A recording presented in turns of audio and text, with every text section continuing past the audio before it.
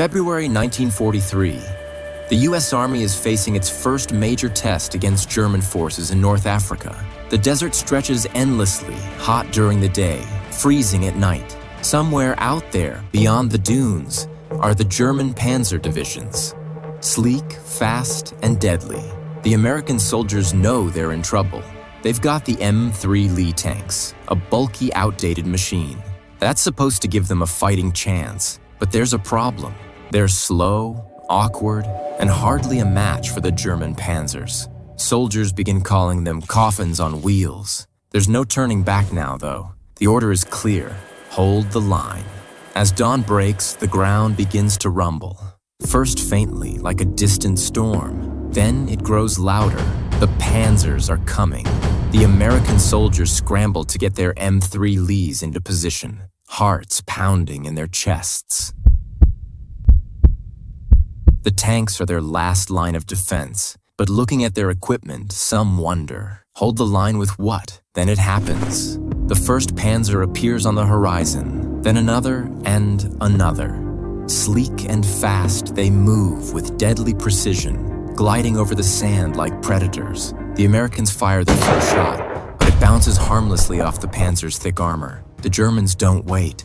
They fire back with devastating accuracy. The M3 Lees with their thin armor stand no chance. The German shells rip through them like paper.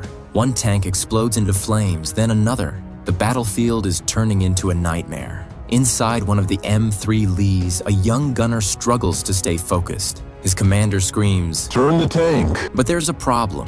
The M3 Lee's main gun is fixed in its hull. To aim, the entire tank has to move. A near impossible task on the uneven desert terrain. Meanwhile, the German panzers glide across the sand, their turret-mounted guns firing in any direction, giving them an edge that the American tanks can't match. The M3 Lees are outgunned, outmanned, and outmaneuvered. This is a disaster in the making.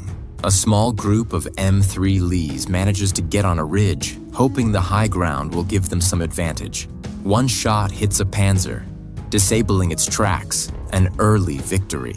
For a brief moment, the Americans feel a glimmer of hope, but that hope quickly fades. The panzers regroup. They surround the ridge, their guns thundering in unison.